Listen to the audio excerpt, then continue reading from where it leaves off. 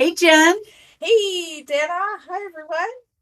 Welcome to Hypnosis. And beyond. Today, we have the lovely Pamela Robinson. She's a life coach, mentor, master hypnotist, and an author, as well as the creator of the Point of Awareness method. Hi, Pamela. Thank you so much for joining us today. Hello, Dana. Thank you. And hello, Jennifer. Thank you for having me here. Yes, we are so excited to hear a little bit about your background and all of the exciting things that have led to us getting to speak to you today. Oh, goodness. So much. I actually have been a counselor long before I became a counselor. So I've been guided every step of the way to be here with you guys and helping to support people to bridge the spiritual understanding with the human experience. So bridging that wisdom. Wow. So I started my journey a long time ago. My first active service I can remember being 7 years of age. When I was married, my husband turned around and said, "You need to get paid for what you do with your friends." At the time, so I had a way of being able to connect with people and allow people to speak about what's going on for them, and supporting them without telling them what to do. So I went on to college at 39 after living a myriad of abusive relationships, dysfunction from the time that I was knee-high to a grasshopper. It's all led me to where I am today. So at Mm. 39, went to college full time, which was scary in itself because I was at that age, and being with the 18 to 25-year-olds was really unnerving.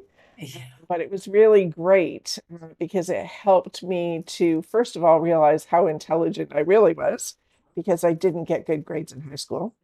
Mm. And through that process, I actually stepped into working in a native agency and had some training around spiritual healing. And that led me to understand that I had healing hands and that there was an element of the spiritual that I wasn't fully aware of. I tapped into it, I think, a little bit starting in 1999, noticing the synchronicities in my life, Mm. noticing the people and the circumstances. So looking at a news article and saying, "Oh man, I need to go to that church." It was about 7 years later I actually stepped foot, but it was very aligned with where I was. So I had little nuggets along the way, and I'm no different than you guys. I'm no different than the people out there that are listening to this. We do have our nuggets along the way, the breadcrumbs along the way, but we don't always pay attention to them. So in college, that real awareness led me to take Reiki. Over the years, everything that I do, where it comes into play. So Reiki is in everything I do. That healing energy is in everything that I do. I didn't realize that I had the abilities that I had until that time. But once I looked back on my life, I was able to see many circumstances and situations where I was actually helping people to cross in the most bizarre situations, me just living my life. The beauty in that is that the ego wasn't involved. I was a human being living my life. And later on, oh my God, there's so much that I could share. Later on, I went into working the psychic fairs. I had angel wings in aura pictures. The first one was really cool. 10 months later, seeing it again, I went into, oh my goodness, this is not a coincidence, and that's a lot of responsibility. My ego started to go into fear. Oh my God, what does this mean? And I actually remember shutting myself down and going, no, just be you. Follow what you're led to and just be you, because that's what I've done my entire life. Mm. So it was being able to understand that there is something greater than us that is guiding us, that is orchestrating what's going on in the world. So that led me into developing my point of awareness method. And it was through my own experiences that has led me to do this. The universe has given me this information. I've had the experiences with it.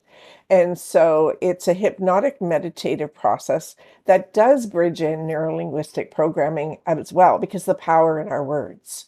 So it's being able to help people to heal their core messaging.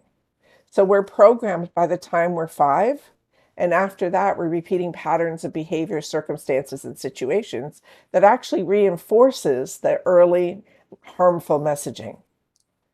So it really helps to get to the crux of the issue without a lot of talking and questioning. Because what I learned through my own experience, as well as working with people, is that if I'm asking lots of questions or being asked a lot of questions and having to answer or rehash the traumas in our life, we're re-traumatizing ourselves every time we talk about it.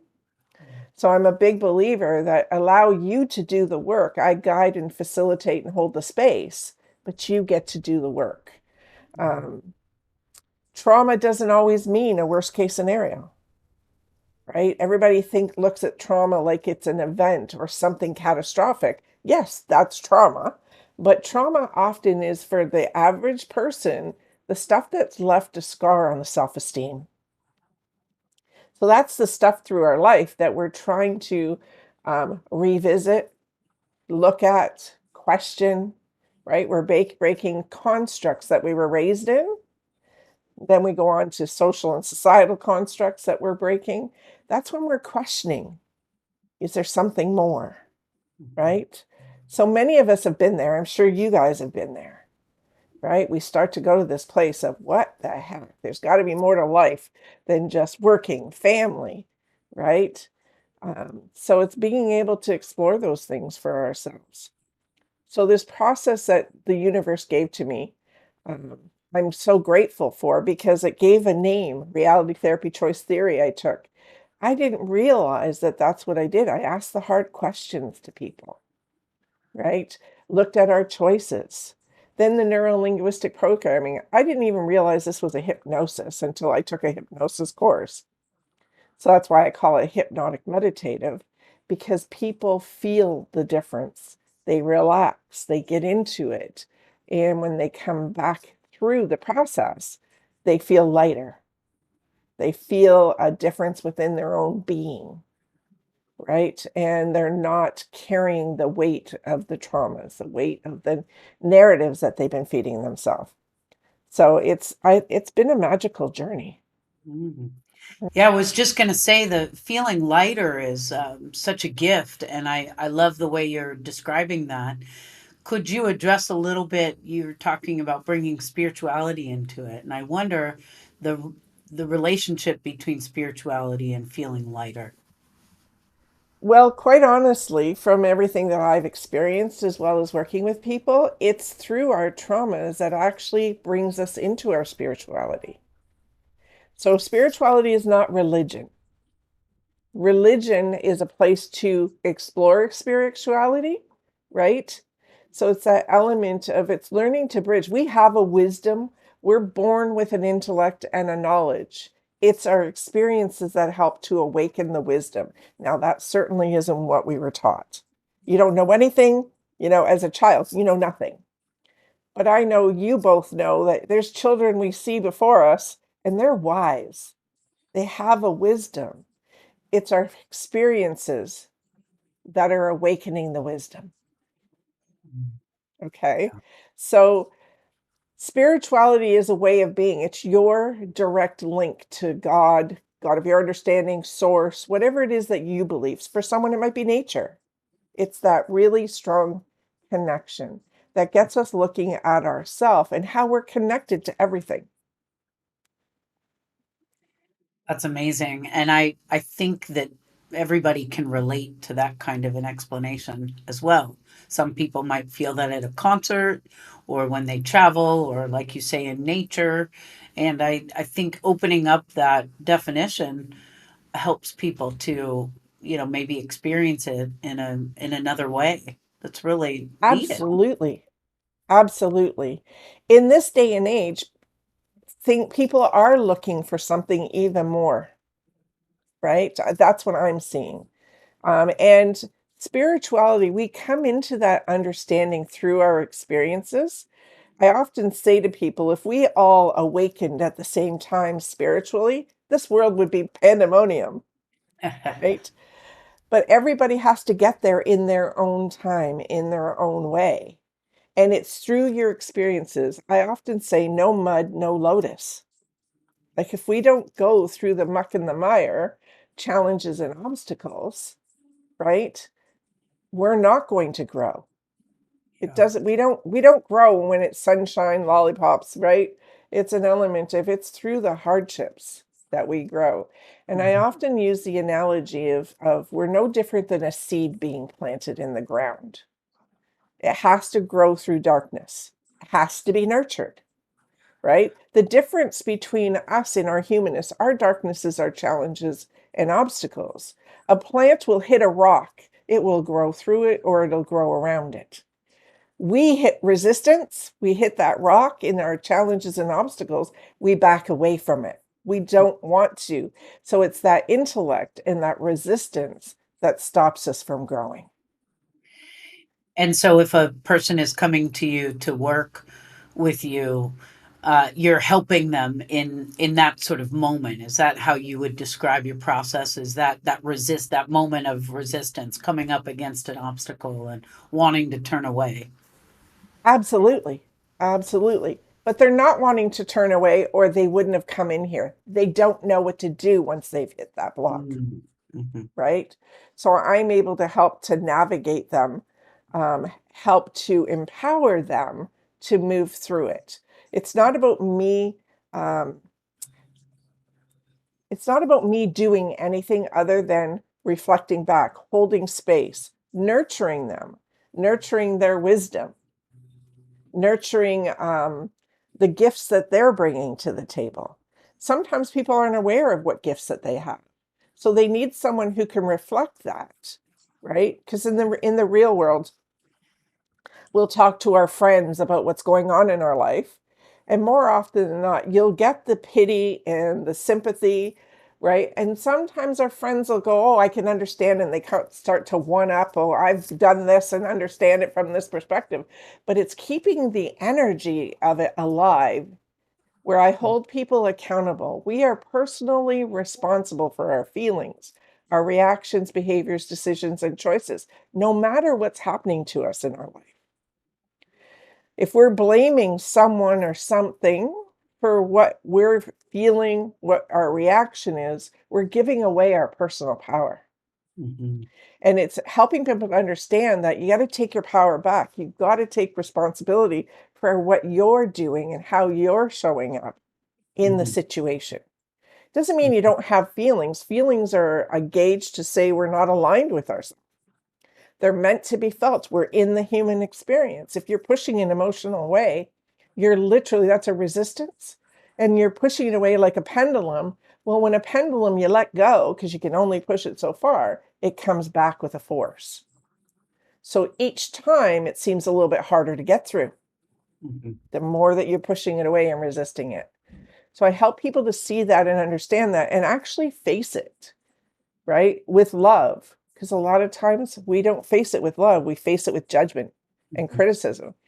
And oftentimes it's not our own judgment and criticism, it's what we've been given over the years.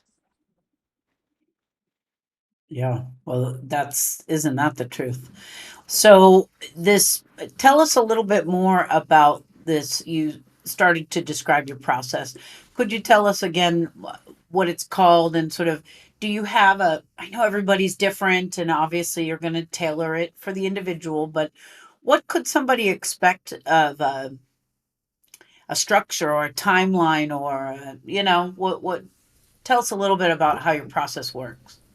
So people would come into me, and basically I have them do an assessment, and the assessment is very simple. You rate what your emotions are that you're experiencing or challenges that you're experiencing on a scale of 0 to 10. So it gives me an indication of where you are. So whether it's anxiety, depression, whether it's negative self-talk, whether there is other events or traumas, okay? And then we take whatever is the highest, we talk a little bit about it, right? Because it's based on their information. And I keep them very present.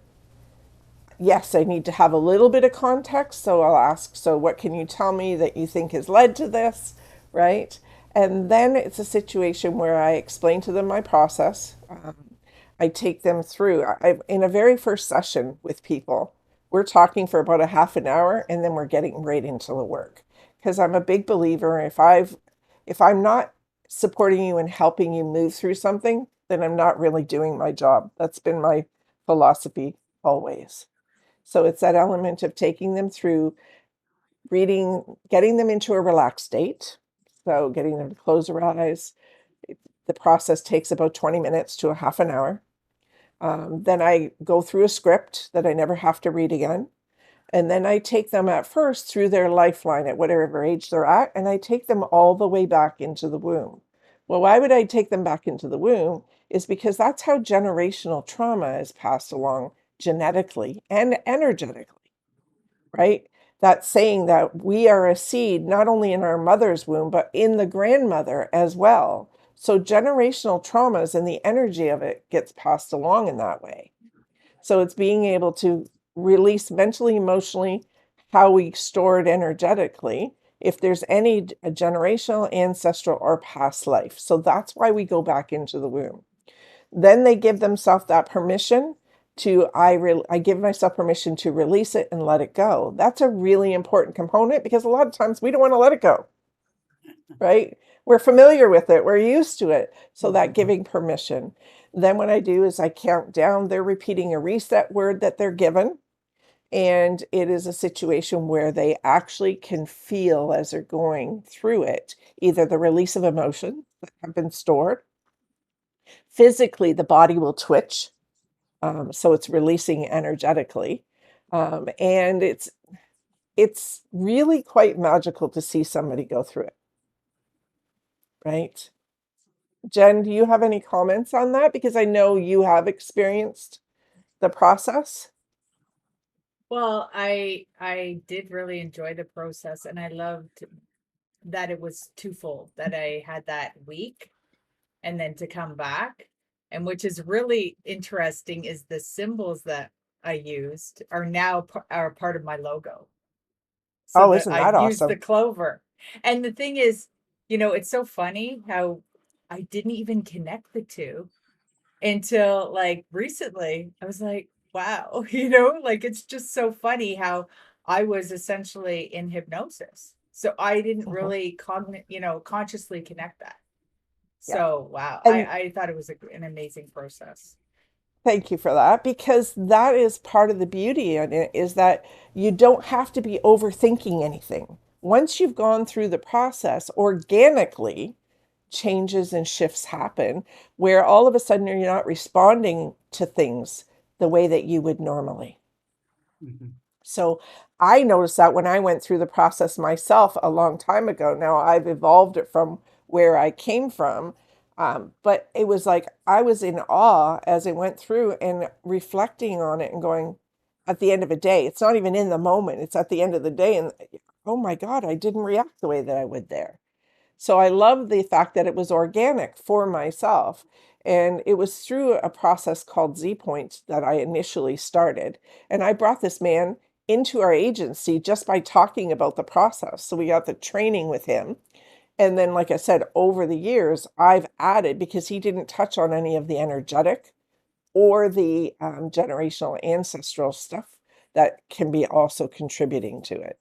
So yeah, it's been a fascinating journey, and it's evolved as I have evolved, but it's effective, right? And Joe Dispenza talks about that reprogramming and that rewiring, right? And I've been doing this for probably 18 years now, which is mind blowing. I had no clue what I was sitting on. Um, but I love that it is impacting people and helping them to step into their own. There's such beauty when people aren't carrying the burden of their pain. Amazing. And I have to ask this question because I know you've told me a little bit about the circles you're doing now. with women across, is it across Canada? Yes, I am right now. I've partnered with three other women, and we're doing sacred wisdom circles on YouTube, and we're meeting weekly. And there are conversations. We understand that we're all beacons of light, love and light. And we are now doing just really candid conversations around spirituality and around the truth of our human experience and the simplicity of what we can be doing as opposed to um, staying in the suffering, that most humans are staying in. It doesn't have to be that way. So the women that we've joined forces with, we all understand this on a variety of levels and ways. So we're bringing the wisdom and the light to the world. That's why we've just started to do this. So I'm looking to do a sacred circle of being in June where people can come and be witnessed to their own wisdom, to the things that they want to be sharing. It's not about me teaching, it's about a collective coming together and hearing one another and being. And it's going to start with a fire and end with a fire. I'm really looking forward to it because I think it's needed. I think people need to be witnessed where they're at. Absolutely. It's all part of it, right? I mean, and even the dark side, Dan and I were just talking about it. It's like, I loved what you said about, like, because what I'm discovering as a practitioner is that there is that place where you have to let people have that experience themselves, whether it's the darkness. We don't like it, but that's where the great wisdom is. And that is also what's wonderful to share, because knowing that you're going to come to the other side, knowing that there is, a light at the end of the tunnel, so to speak. So, Absolutely, Jen. There is that element of holding space for someone to grow through their darkness, right? We all have a shadow side. We all have the dark side, but we somehow think that we're the only ones. We judge ourselves for that because, everybody thinks that we should always be positive all the time. We're in the human experience. That is virtually impossible. yeah, How we handle the situation. So people strive for happiness. Well, no, we shouldn't be striving for happiness because happiness is a fleeting emotion, the same as all the other emotions. But we can strive for peace, contentment, and acceptance, first of all with ourselves. Because how do we do it for anyone else if we can't really do it for ourselves? yeah, and we can have great girlfriends around us, like the both of you. I know Dana, she's always there listening to my whatever, my sadness, just being there and bearing witness, and it's like such a gift, so. Absolutely. But also, good friends will hold you accountable. Oh yeah. Most, right? Really good friends will hold you accountable. And that we Absolutely. all need that. Partnerships, relationships, whether it's working, whether it's romantic, we need to be able to hold each other accountable, right? In a kind, loving way. And the magic that can happen in that for relationships is really beautiful. Absolutely. So that's interesting you'd say that, because I imagine there's coaching involved in your practice, right? Hmm. So is there a time when you kind of just, you know, push people a little bit out of their comfort zone? And when do you know to do that? Well, I'm intuitively driven, very Okay. much so. Okay. Of course, there's a time to push. I mean, I have a mama bear energy. Let's be real. And so some people, they need that. And I've had many clients who go, when I'm holding them accountable and saying, hey, wait a minute, this isn't lining up with this. They really appreciate when there's that little bit of a tone change, that a little bit of an authoritative, and it's not coming from a mean place, and they know that. They understand that. But I'm also very real with people. I might say things that might piss you off. I really might. But be honest with me. Talk to me about it because I'm a human being. Don't put me on a pedestal, right? And it might have triggered something, but I could screw up sometimes. I'm human, right? So I can learn from the process as well. But it's that of being intuitively driven. I've had many people go through clearing statements, which is the second part of the process. And they go, "How did you know that? We didn't even talk about that." And I said, "In the minute you're giving me permission to work with you, our guides are working together and being able to help you to pull out or draw out those things that you've been hiding or lying to yourself about." Because as humans, we will do that. I can't say anything. I'm guilty. We all are, hon. Well, that sounds like an amazing experience that your clients are getting to have with you, and very multifaceted. I like how you address the various levels of, the generational trauma and spiritual, all of that stuff is really can help somebody put themselves back together again in the way they want to be. Well, it's also helping people to understand they're not broken. They're having human experiences to step into their wisdom, to step into a truer understanding of themselves and a truth about themselves. This human story is just high school for our soul's growth. Right. Love it. Right? Well, and that brings us to our next segment, our silly subconscious question. We're just looking for the first answer that comes to mind. And our question for you today, Pamela, is if you were a professional athlete, what would be your song that you entered the arena, whatever sport it was? What would be your opening song, your entry? Oh my goodness, that's a good question.